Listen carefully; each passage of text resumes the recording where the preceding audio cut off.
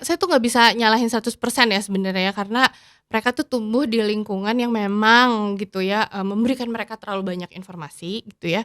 Kalau nggak dikurasi juga jadinya malah jadi self diagnose sendiri gitu ya, Iya. "Oh saya kena mental, oh saya ADHD." Kalau nyelenehnya kayaknya nggak terlalu banyak ya, cuman, kayaknya gini ya, kalau saya lihatnya tuh kayak ada 2 kepribadian, apa 3 kepribadian. Bener bener. Kan Gen Z tuh punya Iya, banyak akun ya kalau di betul. medsos. Nah, kemampuan beradaptasi itu adalah salah satu kemampuan yang paling dibutuhkan ya ketika kita dimanapun lah, di organisasi, di pekerjaan, di bisnis, itu adaptasi dalam berkomunikasi itu sangat penting. Nah, nomor 1.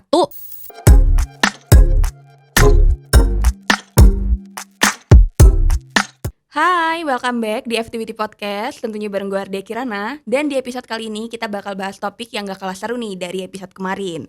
Nah, kita bakal bahas tentang cara komunikasi Gen Z. Nah, tentunya gue gak sendirian di sini. Gue ditemani oleh bintang tamu spesial, yang mana beliau ini merupakan seorang dosen di FEB Unjani. Yang pastinya beliau ini udah sering banget berinteraksi dengan Gen Z dan tahu nih cara berkomunikasi dengan Gen Z. So, tanpa perlu basa-basi lagi, kita sapa bintang tamu kita pada episode kali ini, yaitu ada Ibu Tania Adialita. Halo Ibu. Halo. Apa kabar Ibu? Baik, alhamdulillah. Wah, ini merupakan sebuah kesempatan spesial banget buat saya bisa ngobrol bareng sama Ibu. Terima kasih udah mengundang juga. Terima kasih juga Ibu sudah bersedia untuk menjadi bintang tamu di episode kali ini, Bu. Nah Ibu, di episode kali ini saya tuh pengen banget ngobrol banget sama Ibu itu tentang cara komunikasi ini, Bu. Karena kan banyak banget yang bilang kalau Gen Z ini tuh apa ya Bu ya, cara komunikasinya itu jelek. Banyak yang bilang juga mereka itu terlalu menggunakan bahasa yang singkat-singkat, terus nyeleneh. Itu tuh yang bikin orang tuh kadang mudah tersinggung gitu. Kalau menurut Ibu sendiri itu gimana Bu? Ya sebenarnya ada benarnya ya itu semua, cuman, kenapa bisa seperti itu kayaknya perlu dibahas juga ya. Karena Gen Z itu kan kelahiran 97 Iya, sampai 2012 ya. 2012 ya. Jadi usianya sekarang yang paling dewasa 27, terus yang paling muda 12 ya.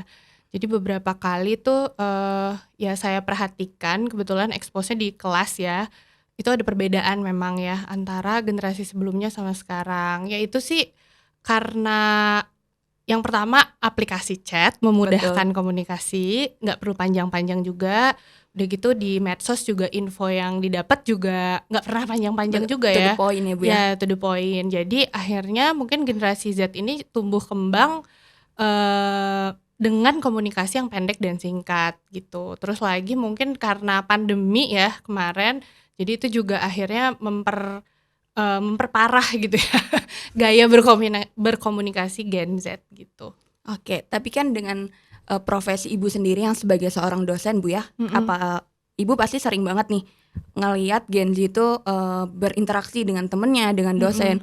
Nah dari sudut pandang Ibu sendiri, ada nggak sih Bu sebenarnya ciri khasnya dari cara komunikasinya Gen Z gitu Bu? Oke, ciri khas yang pertama ya tadi ya, misalnya jaraknya pendek-pendek, nggak pernah panjang, tapi terus pemilihan narasi itu jelas banget sih. Jadi pemilihan narasinya itu, kadang suka lost context ya. Jadi kayak misalnya, kan komunikasi itu nggak cuma sama temennya ya, tapi juga sama dosen, misalnya Betul. sama kakak tingkat gitu ya. Kadang, sama dosen pun sepertinya nggak ngerti gitu, ada narasi yang berbeda gitu. Jadi beda generasi, beda angkatan gitu sebenarnya ada perbedaan gitu, tapi kayaknya minim gitu ya, minim informasi itu gitu. Jadi itu kayaknya yang paling kentara deh gitu. Betul, jadinya kalau sama dosen tuh biasanya mereka itu kurang sopan ya Bu ya? Ya jadi keterimanya sama generasi kita jadi kayak kurang sopan ya. Padahal mungkin memang karena ketidaktahuan gitu ya, nggak ada atau minim expose ke narasi-narasi formal gitu ya, atau narasi-narasi yang dianggap jauh lebih sopan gitu. Tapi emang Gen Z itu yang saya rasa emang mereka itu biasanya tuh tidak bisa membedakan konteksnya nih Bu. Ngobrol sama siapa itu tuh mereka tuh nggak bisa ngebedain. Jadi kayak semuanya dianggap rata semua. Nah itu tuh menurut saya yang titik negatifnya dari Gen Z itu sendiri. Menurut Ibu itu gimana? Iya sih sebenarnya, ya kalau misalnya kita fokusnya ke kekurangan Gen Z ya tadi ya karena, terpaparnya itu bahasa formal sedikit gitu ya, terus juga media informasi juga prioritas atau mayoritasnya didapat dari platform-platform yang menggunakan bahasa informal gitu ya. Jadi ya dampaknya akhirnya si generasi Z ini narasinya jadinya yang mereka tahu tuh jadi lebih ke informal ya, bukan ke formal gitu. Nah, menurut Ibu itu mereka perlu ikutan kelas kayak public speaking gitu nggak sih Bu? Karena kan itu juga merupakan salah satu salah satu hal yang perlu kita jaga ya Bu ketika kita berkomunikasi dengan orang gitu. Iya sih, jadi sebenarnya pada saat kita berinteraksi nggak mungkin kan nggak pakai komunikasi ya, Betul. dan kita tuh nggak mungkin berinteraksi hanya dengan yang seumuran aja atau satu generasi aja ya. Jadi ya memang salah satu caranya itu memang bisa public speaking. Kayak di kampus kita juga di FEB Unjani tempat saya ngajar, itu juga kita concern juga ke situ. Jadi ada mata kuliah yang berhubungan sama komunikasi juga gitu. Karena kita sadar banget itu tuh penting gitu. Nah, contohnya mata kuliah apa tuh Bu yang ada mengajarkan tentang komunikasi sendiri? Oke, kalau di kita tuh ada mata kuliah komunikasi bisnis ya. Jadi di situ tuh kasih step-stepnya gitu ya. Gimana sih caranya kita berkomunikasi yang efektif gitu ya. Kadang orang tuh berpikir kalau udah bisa ngomong tuh berarti tandanya bisa berkomunikasi. Betul. Tapi sebenarnya efektif tuh kayak gimana sih gitu ya. Langkah-langkahnya tuh kayak gimana sih, kalau berita positif tuh kayak gimana, kalau nyampein berita negatif tuh kayak gimana gitu. Jadi sebenarnya banyak hal yang bisa dibahas gitu supaya komunikasi itu memperlancar bukan malah memperburuk gitu. Oke. Nah, tapi kalau dengan posisi Ibu sebagai seorang dosen sendiri, Ibu pernah menemukan nggak sih Bu mahasiswa Ibu yang bisa dibilang kayak kurang ajar gitu dalam berkomunikasi dengan Ibu sendiri? Pernah nggak Bu kira-kira? Pernah. Boleh Bu diceritakan? Ya jadi kayak misalnya banyak konteks ya, banyak konteks. Jadi kalau misalnya menggunakan aplikasi singkat, misalnya tanpa memperkenalkan diri dulu gitu ya, langsung terlalu to the point ya, tanpa saya tahu ini siapa gitu ya, kelas mana, karena kan mahasiswa yang menghubungi itu sebenarnya cukup Iya, banyak. banyak gitu. Terus mungkin lagi dari konteks waktu gitu, jadi misalnya malam-malam banget atau misalnya bahkan misalnya waktu istirahat gitu ya, misalnya hari libur gitu. Jadi ada berbagai macam konteks lah gitu ya. Terus juga pemilihan narasi ya. Jadi narasinya itu gimana ya, lebih kayak kenyuruh gitu ya. Jadi Nggak narasi-narasinya tuh sopan ya Bu ya? iya, jadi kan minta tolong sama nyuruh tuh beda ya Iya, narasinya betul. ya, tapi mungkin karena minim narasi jadi ya seperti itu gitu. Tapi kalau di kelas sendiri ketika Ibu mengajar, ada nggak Bu kayak mahasiswa tuh yang kayak nyeleneh gitu dari pembahasan yang Ibu ajarkan gitu? Eee, kalau nyelenehnya kayaknya nggak terlalu banyak ya, cuman kayaknya gini ya, kalau saya lihatnya tuh kayak ada 2 kepribadian, apa 3 kepribadian. Bener bener. Kan Gen Z tuh punya Iya, banyak akun ya kalau di betul. medsos ya. Jadi saya ngelihatnya tuh kayak ada berbagai macam representasi diri gitu ya. Di kelas beda gitu ya, di luar kelas beda, di medsos beda gitu. Nah, itu kayaknya itu aja sih yang menurut saya kayak kenapa harus seperti itu gitu. Itu yang saya tuh sampai sekarang mungkin belum paham Oke. kenapanya. Nah Bu, saya pengen nanya nih Bu, Mhm cara untuk Ibu tetap berefektif ini Bu ya, mhm berkomunikasi dengan mahasiswa di kelas sendiri, itu mhm. gimana Bu? Tipsnya dari Ibu? Oke. Jadi sebenarnya kalau tadi kan kayaknya kita kayaknya condongnya ke negatif Iya, terus ya. Sebenarnya Gen Z itu banyak kayak positifnya ya. Jadi karena mereka itu menerima lebih banyak informasi dari generasi sebelumnya, jadi sebenarnya mereka sangat up to date gitu ya dengan informasi-informasi. Terus jadinya tuh lebih lebih mawas diri lah sama info-info terkini. Terus lebih aware sama mental health juga gitu ya. Dan ada beberapa generasi Z yang mungkin jauh lebih kreatif dari sisi pemanfaatan digital teknologi iya, gitu ya. Jadi itu positifnya. Kalau dari saya sih sebenarnya mereka itu sebenarnya mungkin kurang punya ranah untuk didengarkan gitu ya. Jadi banyaknya menerima informasi, banyaknya mendengarkan, tapi mungkin kurang didengarkan. Terus juga kurang dikasih sarana gitu untuk iya. mengekspresikan diri tanpa di-judge. Jadi kayaknya itu salah satu cara-cara yang udah saya jalankan dan itu ternyata berhasil gitu. Jadi jangan dulu menjudge di awal gitu, tapi ya dengarkan dulu aja sampai terakhir gitu. Atau ya dikasihlah ruang-ruang untuk berekspresi atau berkreasi. Nah, nanti baru setelah itu ada pengarahan gitu. Gini loh, kayaknya lebih baik seperti ini, seperti itu gitu ya. Terbuka, jadi seneng kalau generasi Z tuh senengnya diskusi ya. Iya, Kalau betul. ada yang terlalu kaku justru ditinggalkan gitu kayaknya gitu. Jadi kayaknya mungkin tipsnya itu. Tapi ya Bu ya, yang saya rasain nih sebagai mahasiswa juga, Mhm, terkadang ketika kita emang sudah dikasih sarana gitu ya Bu untuk mhm, mengekspresikan, kita tuh malah nyeleneh gitu Bu. Dalam artian kita tuh tidak memanfaatkan dengan baik. mmm, Apakah itu tuh bisa juga kita komunikasikan juga apa enggak Bu dengan yang memberikan sarana tersebut gitu? mmm, nyeleneh di sini gimana ya contohnya ya? Contohnya nih ya Bu ya, seumpama kita dikasih Mhm, sarana, medsos untuk mmm, kita, belajar digital marketing atau apa gitu ya, mhm, tapi kita malah menyalahgunakan gitu Bu mhm, medsos tersebut. Nah menurut Ibu mhm. itu gimana? Oh ya. Nah, di kampus tempat saya kerja juga makanya kita ada unit magang ya namanya Digital Media Unit. Di situ sebenarnya kita aware ya kalau anak muda itu sangat dekat dengan medsos dan sangat senang mengelolanya ya. Jadi, kita kasih wadah juga untuk berkreasi tapi terus kita arahkan, kita kasih, training juga gitu ya. Jadi sebenarnya kesadaran bahwa memanfaatkan medsos itu dari Gen Z itu tinggi, bagus, bahkan sekarang udah bisa dipakai untuk cari tambahan uang saku gitu ya. Betul. Tapi musti diingat juga gitu dampak dari medsos ya, digital footprint atau jejak digital itu tidak bisa dihapus gitu. Jadi sebelum kita misalnya, membuat konten dan mempublikasikannya gitu ya secara, online dan semua orang bisa mengakses, nah itu harus betul-betul, hati-hati. Jadi ya mungkin lebih aware aja sih dampak dari, rekam jejak, digital dan mungkin memantapkan goals ya. Jadi media sosial saya manfaatkan untuk apa ya Iya, gitu. betul. Tapi yang saya rasa juga banyak banget mahasiswa itu tuh Bu ya, Mhm, yang, apa ya Bu ya, menyalahgunakan sosmed itu tadi.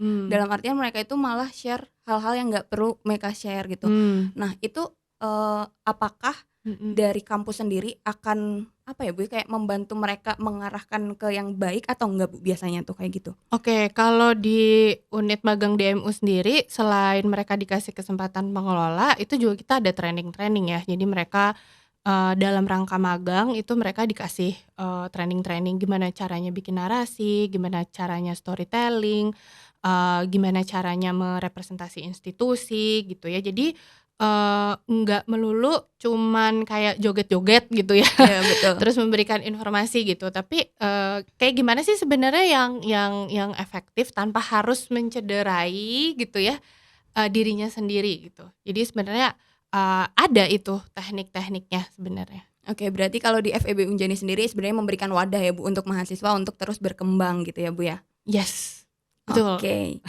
Nah Bu, ngomongin soal komunikasi nih Bu, Mhm, saya punya artikel, boleh tim kreatif ditampilkan artikelnya?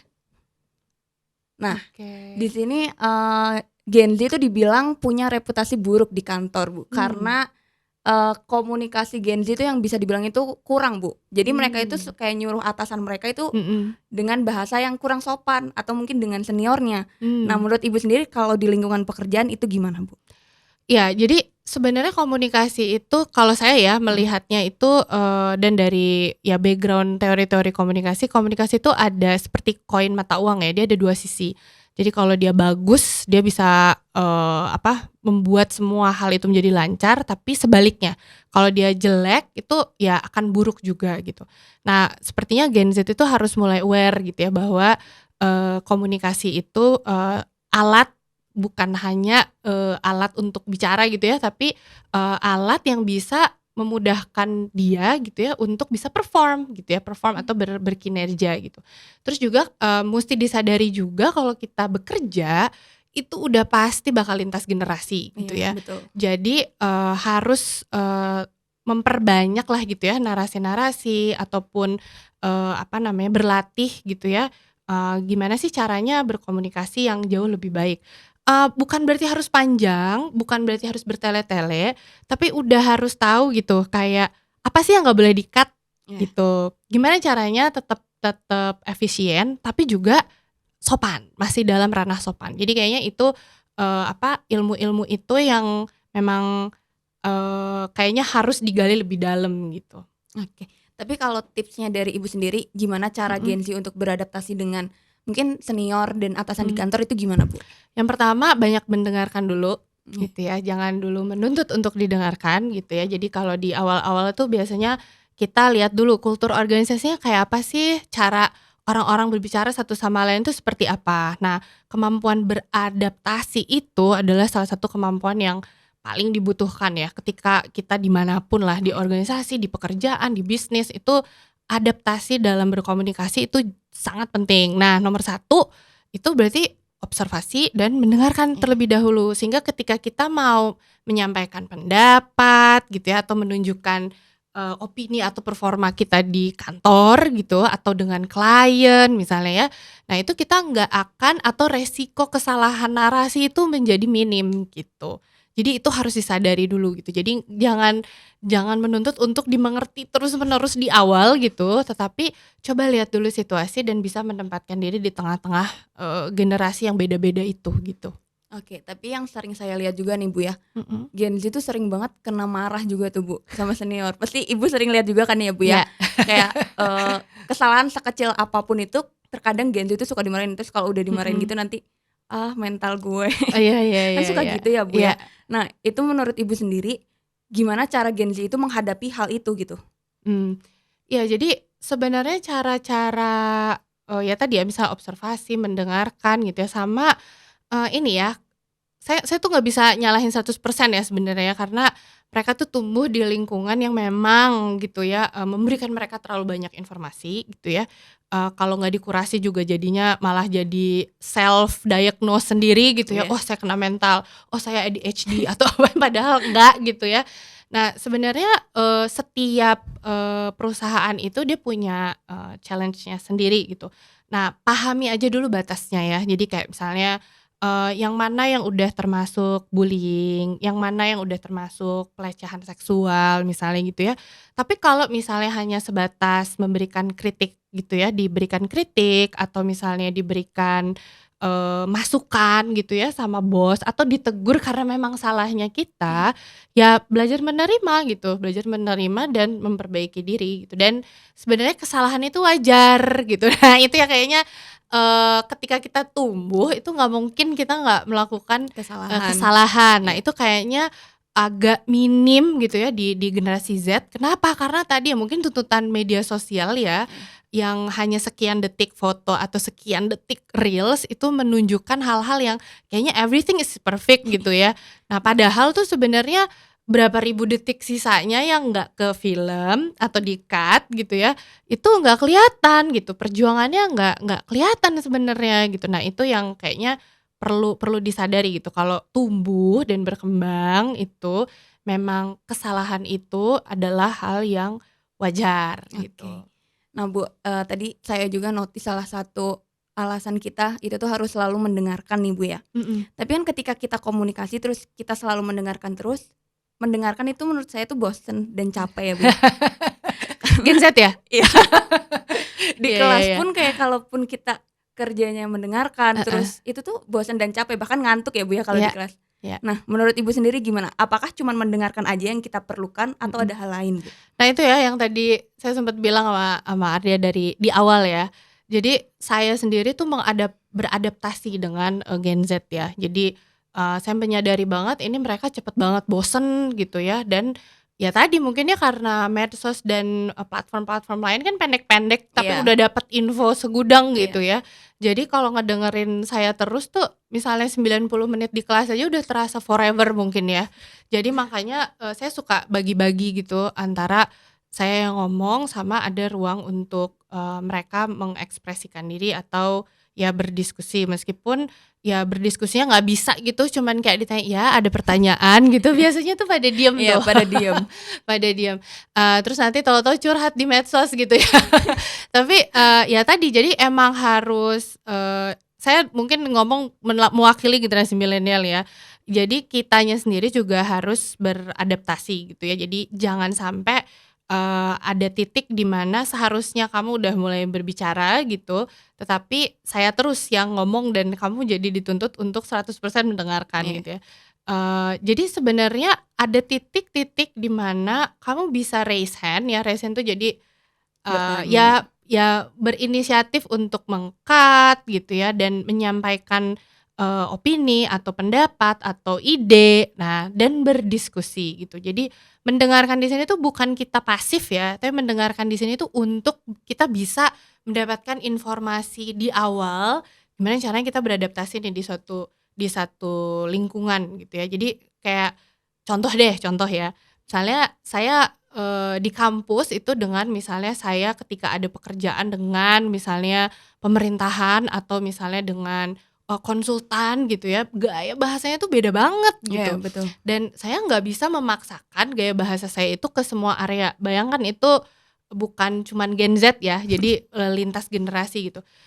Tapi ketika misalnya, "Oh ini kayaknya saya harus ngomong nih," gitu, "kayaknya saya harus membenarkan nih," atau, "Kayaknya ada ide yang lebih baik deh," gitu. Ya jangan ragu untuk, meminta ruang untuk ya Mengkomunikasikan iya ya, Bu, ya. betul, mengemukakan idenya itu, gitu. Tapi dari cara Gen Z mengemukakan idenya itu tadi, Mhm. ada nggak sih Bu, yang terkadang menurut Ibu tuh mereka itu menggunakan bahasa yang sebenarnya itu kurang sopan gitu? Iya, ada sih. Soalnya kan sering sering kayak gitu ya Bu ya Iya. yang saya lihat tuh. Iya. Ya contoh ya, misalnya idenya bagus, tapi misalnya, dari sisi bahasa gitu ya, misalnya apa ya, kayaknya kalau sekarang tuh yang lagi tren tuh apa sih, kayak kalau di sini mungkin campuran bahasa Sunda kasar sama bahasa Indonesia Iya, gitu ya. Mungkin kalau sama temennya bisa gitu, tapi kayaknya kalau di ranah yang lebih serius meskipun santai, tetep jangan dibawa gitu, yang itu gitu ya. Terus sama kayak misalnya sebatas narasi penyebutan diri sendiri deh gitu ya, kayak aku, gue gitu ya. Ada beberapa, usia atau generasi yang menganggap misalnya bahasa-bahasa itu tuh kurang sopan gitu. iya, Jadi, betul. itu juga musti dipilih juga gitu Mmm, pengungkapannya. Ya sebatas itu sih sebenarnya sejauh ini ya pengalaman iya. saya ya. Sebenarnya nggak cuma antar generasi sih, terkadang kita make gue terus di Bandung itu juga jadi suatu hal yang aneh ya Bu Iya, ya. bener bener bener. Oke. Tapi Bu, kalau kita berkomunikasi sendiri, itu tuh emang kita kalau komunikasi tuh harus dengan yang panjang ya Bu? Emang kalau kita komunikasi nggak bisa dengan singkat terus to the Mhm, point maksudnya apa gitu, mmm. nggak bisa kayak gitu Bu? Oh saya seneng banget, komunikasi to the point ya, bukannya saya nggak suka gitu. Tapi tadi, ada hal-hal yang misalnya nggak boleh di-cut. Contoh misalnya, ini saya misal konteksnya mahasiswa ya, Ya, misalnya, eee, mengucapkan salam, terus memperkenalkan diri gitu ya, kalau misalnya, kamu tahu ini baru pertama kali kamu ngontak dosen tersebut misalnya gitu ya. Nah itu kan nggak boleh di-cut, tapi kan bukan ya, berarti nggak to the point ya gitu. Saya juga pernah terima misalnya ada, apa namanya, pesan singkat dari mahasiswa tuh terlalu panjang gitu ya, padahal sebenarnya intinya tuh cuman, tolong cek nilai gitu ya, atau misalnya kenapa, nilai saya kok ada yang kosong misalnya gitu ya, tapi terus panjang banget gitu. Nah jadi penggunaan bahasa sama penggunaan bahasa yang efisien tapi sopan sama bertele-tele itu jauh beda gitu ya. Nah itu yang sebenarnya kita latih juga tuh di mata kuliah Kombis itu ya, komunikasi bisnis iya, ya. komunikasi bisnis, Iya, heeh. oke. Nah, tapi Bu, saya tuh pernah baca juga dari Mhm. sebuah artikel, boleh? Wah keren ya artikelnya banyak ya. Nah, komunikasi tuh kunci kesuksesan. Menurut Ibu Mhm. sendiri ini gimana Bu? Setuju banget gitu ya, eee, kesuksesannya itu di semua sisi loh ya, dari mulai relationship sama orang tua, relationship sama pasangan, relationship sama dosen, sama temen ya. Ketika kita salah-salah kata ya itu bisa jadi bumerang, bisa jadi salah paham, terus yang akhirnya hubungan yang harusnya baik menjadi tidak baik gitu ya. Itu dari narasi perkataan, dari kemampuan mendengarkan juga sama gitu ya. Jadi misalnya karena kita ngedengerin selewat gitu ya, akhirnya kita salah nerima informasi, terus jadi, salah ngerjain kerjaan gitu ya, terus pada udah begadang-begadang ternyata salah juga gitu. Jadi banyak banget sampai beberapa data yang saya temukan, itu ada beberapa perusahaan yang mereka tuh rugi hanya karena kesalahan komunikasi. Jadi ya komunikasi itu salah satu kunci kesuksesan apapun. apapun. Selain komunikasi menurut Ibu nih, kunci kesuksesan itu apa aja, Bu? Waduh, banyak ya. Ini kesuksesan dalam hal apa nih? Kesuksesan dalam pekerjaan ya, Bu, ya mungkin kita Heeh bisa. heeh, oke. Yang kayaknya jarang banget dibahas itu disiplin, gitu ya. Jadi kesuksesan itu dari komunikasi, dari disiplin, terus kemampuan adaptasi tadi ya, itu sebenarnya ini juga lagi hot topic ya, lagi sering banget dibahas tuh kemampuan adaptasi ya. Jadi kita tahu gimana cara beradaptasi di lingkungan yang beda-beda gitu. Terus sama ini ya, gimana caranya kita, bereaksi terhadap, hal-hal buruk yang terjadi di kehidupan kita. Kayaknya itu deh. Oke.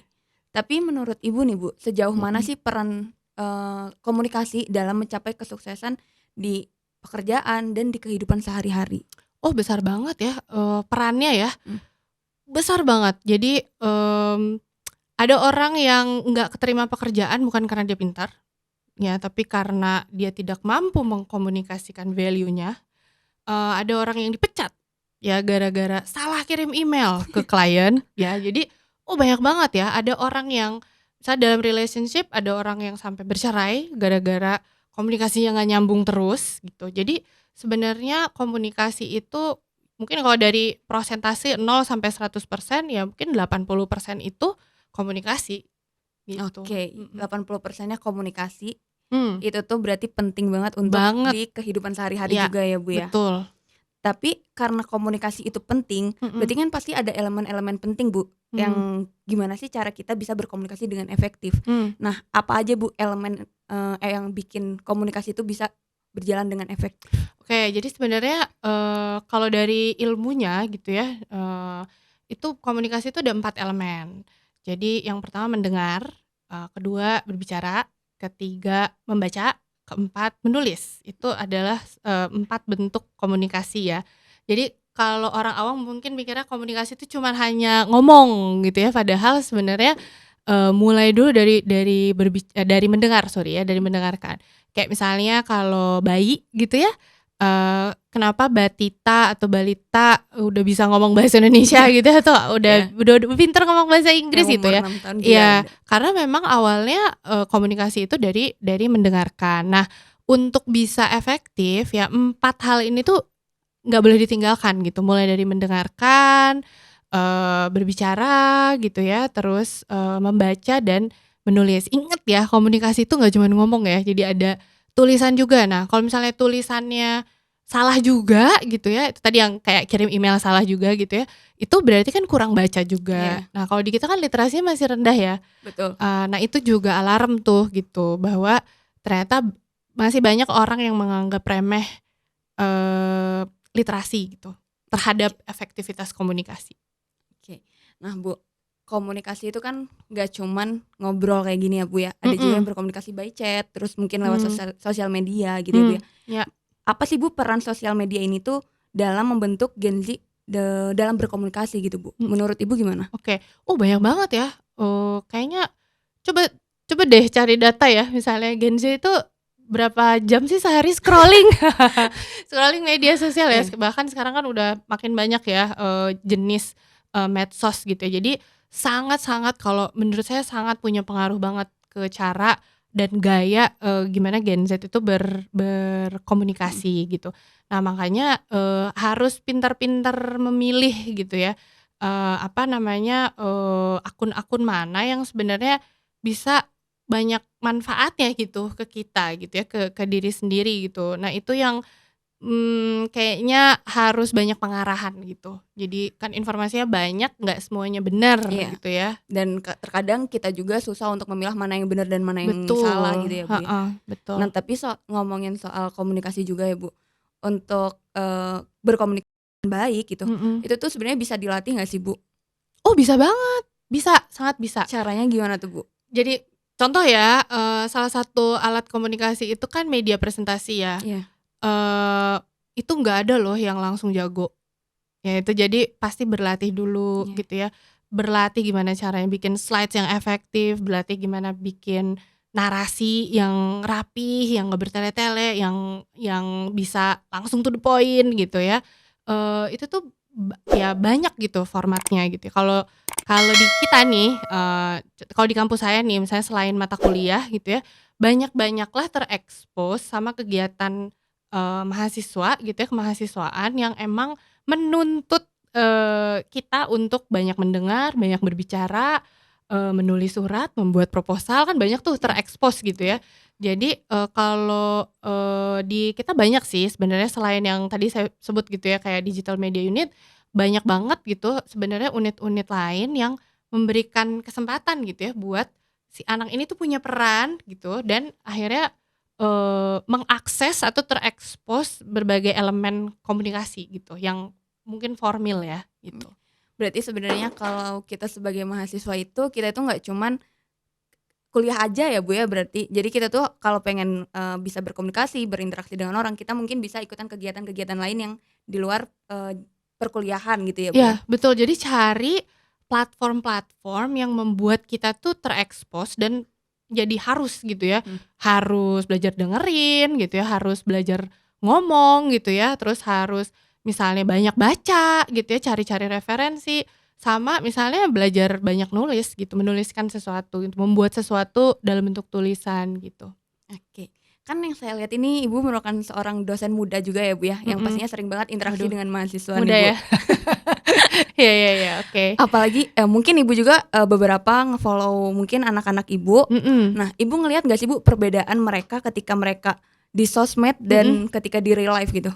Oh iya, ada beberapa sih yang saya lihat, berbeda ya gitu. Ya itu juga yang menarik sih dari Gen Z ya, yang saya dengar kan ada fenomena punya berbagai macam akun ya, Iya, yang ditujukan untuk berbagai macam betul. tujuan ya.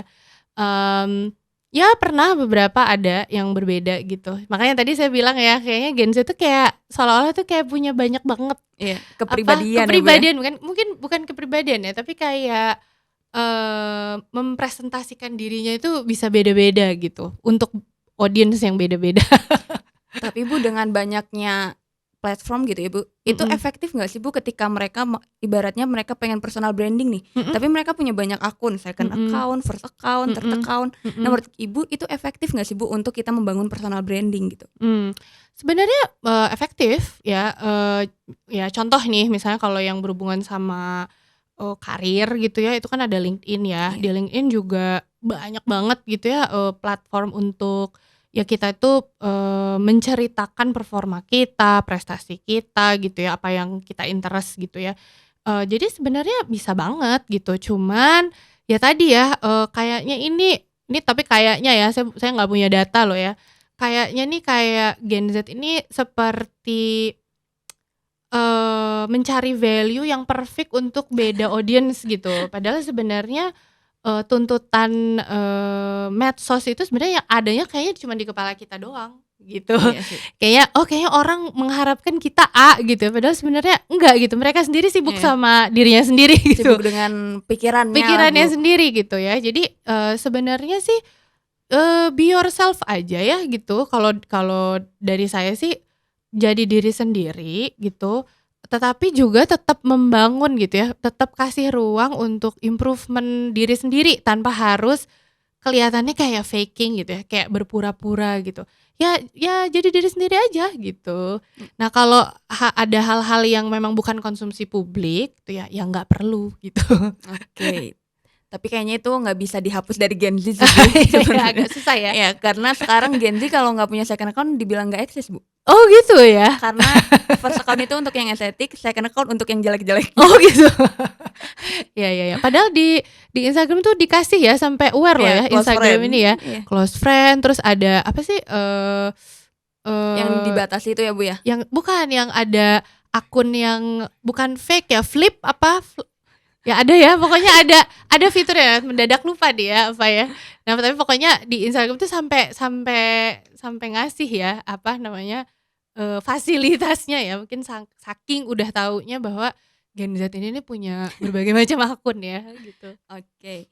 Tapi dengan kita yang pengen ngebangun personal branding nih Bu, Mhm, cara mengkomunikasikannya ke sosmed itu tuh mhm, gimana Bu menurut Ibu yang baik gitu? mmm. Pertama personal branding-nya harus tahu dulu ya untuk apa, untuk tujuan apa. apakah untuk misalnya kamu lagi apply scholarship atau misalnya kamu lagi, nyari kerja gitu ya di bidang yang emang kamu suka, ya usahakan, kamu memberikan info yang memang relevan gitu sama tujuannya gitu. Jadi, jangan maksudnya jangan tidak berkonsep gitu ya, sebaiknya tuh punya punya konsep gitu. Yang tadi saya bilang misalnya kalau di LinkedIn gitu ya tunjukinnya ya prestasi-prestasi gitu ya, atau misalnya kalau nggak punya prestasi misalnya kegiatan-kegiatan yang emang bisa dinilai, atau bisa membuat kamu itu jadi punya, dinilai punya karakter yang, resilience misalnya atau dinilai punya karakter yang, oh ternyata mampu punya interpersonal skill yang baik gitu. Jadi, pilih gitu ya, pilih konten-konten untuk diri sendiri yang relevan, untuk audiens yang emang bener-bener dituju jadi efektif gitu.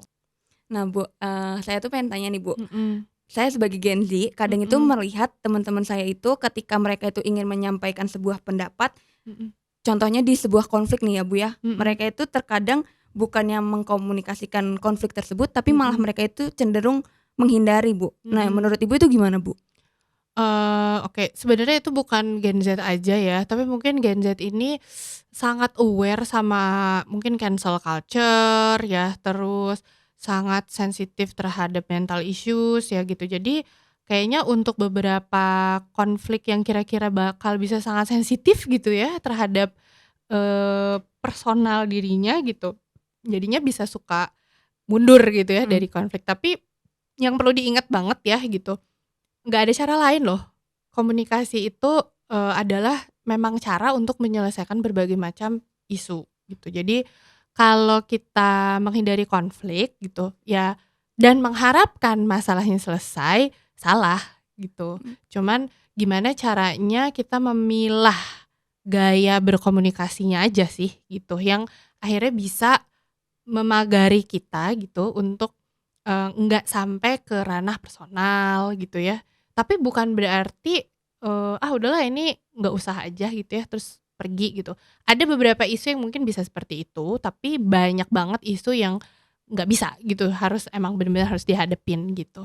Nah, tapi menurut Ibu sendiri bagaimana cara kita untuk, ketika dalam suatu konflik kita dapat Mhm, menyampaikan apa yang kita rasakan itu tuh mhm, dengan baik dan benar, cara komunikasinya yang baik itu mhm. gimana Bu? Oke, jadi pertama ya, kalau konflik itu biasanya menyebabkan emosi ya. Iya betul. Nah, kita harus ngukur dulu nih, kayak seberapa tinggi tingkat emosi kita mengontrol kita, yang lagi mengendalikan kita nih.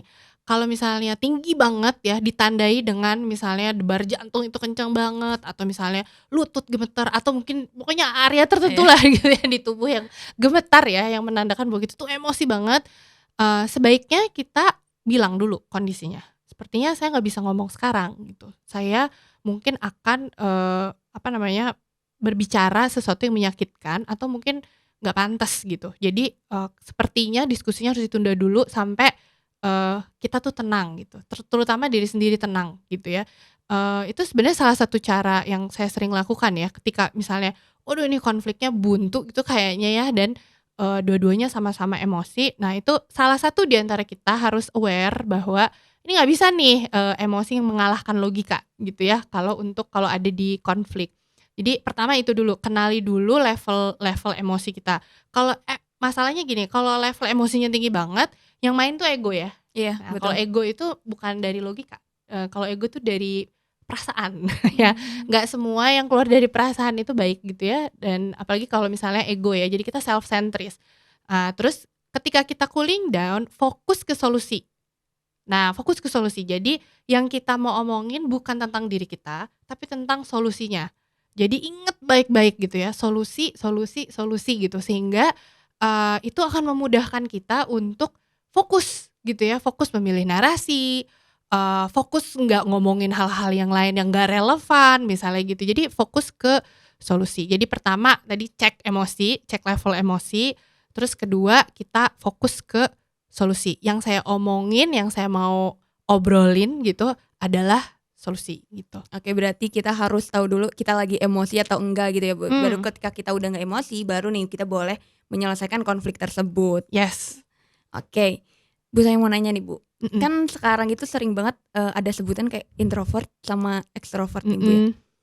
Sebenarnya menurut Ibu, introvert itu tuh ada hubungannya dengan kita berkomunikasi atau enggak Bu? Karena Oh, kan banyak mhm yang bilang ya Bu ya, mhm lu tuh introvert mhm karena dianya jarang berkomunikasi dengan orang. Nah itu mhm. menurut Ibu gimana?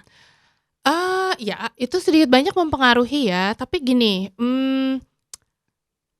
contoh saya ya, kalau di tes itu, saya itu cenderung introvert ya, tapi, bukan yang sangat introvert ya.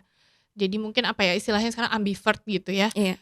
Jadi ada hal-hal tertentu yang saya nggak akan obrolin itu sama orang banyak gitu ya, tapi kalau misalnya ada hal-hal yang memang penting banget ini gitu ya, karena kalau enggak akan menimbulkan isu lebih besar misalnya atau akan merugikan orang lain atau diri sendiri, nah disitulah kita harus ngomong gitu. Jadi, jangan karena introvert terus kita bersembunyi di balik status introvert itu gitu ya. Karena kenapa, ya tadi ya komunikasi itu penting banget. Jadi, mmm, hal apa yang harus kita utarakan gitu atau diskusikan, itu memang ya perlu dilatih gitu. Kita nggak perlu ngomongin semuanya kok gitu ya, tapi kita udah tahu kira-kira ya tadi ya kayak, ada kalau mendengarkan terus kan bosen ya Iya. gitu ya, atau misalnya, karena saking menyendirinya terus jadi nggak ngerti cara gimana mengungkapkan gitu ya. Tapi mau siapapun itu harus belajar gitu. Bagaimana cara mengungkapkan hal-hal yang penting untuk diungkapkan gitu. Oke, tapi kan banyak juga Bu yang bilang kalau sebenarnya tuh ternyata introvert itu tuh karena mereka tuh nggak bisa berkomunikasi Bu. Terbalik. Oke. Nggak bisa berkomunikasi itu bukan yang menyebabkan mereka introvert, tapi karena mereka cenderung introvert gitu ya, sehingga, memberikan kesulitan untuk mereka berkomunikasi. Jadi sebenarnya kesulitannya sebenarnya didorong oleh keraguan-raguan Iya betul. apakah ini harus diungkapkan atau enggak gitu ya. Jadi, berpikir sesuatu harus diungkapkan itu lebih jauh gitu dibandingkan orang-orang yang cenderung ambivert atau ekstrovert gitu. Oke. Berarti sebenarnya kalau introvert itu tuh kita bisa ngelatih juga ya Bu ya untuk kita tuh pede. Karena kuncinya itu sebenarnya Mhm. tuh pede nggak sih Bu kalau berkomunikasi Bener, tuh? yes bener banget. Pede di sini tuh bukan soal, gini, jadi mungkin ada salah kaprah ya, ini juga ada ya di materi, komunikasi bisnis ya. Percaya diri itu artinya memberikan kesempatan ke diri sendiri untuk menunjukkan performa optimalnya. Oke. Jadi, misalnya gini, "Aduh ini susah banget nih bakalan ngomong di depan publik," gitu ya, tapi kamu nggak mundur. Ya, karena kamu tahu nih susah, kamu malah berlatih, undang teman-teman kamu untuk menilai gitu ya, mengkritisi gimana cara kamu, presentasi gitu ya. Itu sebenarnya harusnya dimanfaatkan untuk hal itu gitu. Jadi ketika kamu membiarkan diri kamu untuk, mendapatkan kesempatan atau mencoba hal yang menakutkan sambil berlatih, itu sebenarnya percaya diri. Oke, berarti kayak intinya kita tuh ketika berkomunikasi yang pertama itu percaya diri dan kita tuh harus tahu, kita mengkomunikasikannya tanpa emosi ya Bu ya. Mmm, Ibu, mungkin terakhir nih Bu ya sebelum kita menutup obrolan di episode kali ini, mhm. mungkin ada kesan atau pesan mungkin untuk Gen Z agar mereka itu pede dalam berkomunikasi nih Bu? Oke. Jadi yang pertama nggak usah dikomparasi ya. Jadi kayak misalnya, aduh dia kan lebih baik, aduh dia kan lebih appearance-nya lebih lebih cantik misalnya, aduh dia lebih pintar dan lain-lain. Jadi belum apa-apa kita udah, komparasi negatif ke orang lain ya. Ingat tadi percaya diri itu adalah memberikan kesempatan ke diri sendiri untuk nyoba. Nah gitu. Jadi, Oke. kayaknya itu yang perlu digarisbawahi gitu ya, percaya dirilah gitu, kalau kita coba, siapa tahu justru kita malah bagusnya tuh di situ gitu. Oke, terima kasih buat Bu Tania nih yang udah menyempatkan waktunya di episode kali ini. Karena apa yang Ibu share kali ini tuh bener-bener insightful dan hal-hal positifnya dapet banget nih Bu. Aduh semoga ya, semoga kepake ya. Amin. Pasti kepake kok buat teman-teman Gen Z di luar sana. Terima kasih Ibu sekali lagi dan terima kasih juga buat teman-teman nih yang udah stay tune sampai akhir. Jangan lupa kalau kalian suka sama podcast kali ini di-subscribe biar kalian gak ketinggalan informasinya dan share ke teman-teman kalian untuk episode selanjutnya. See you.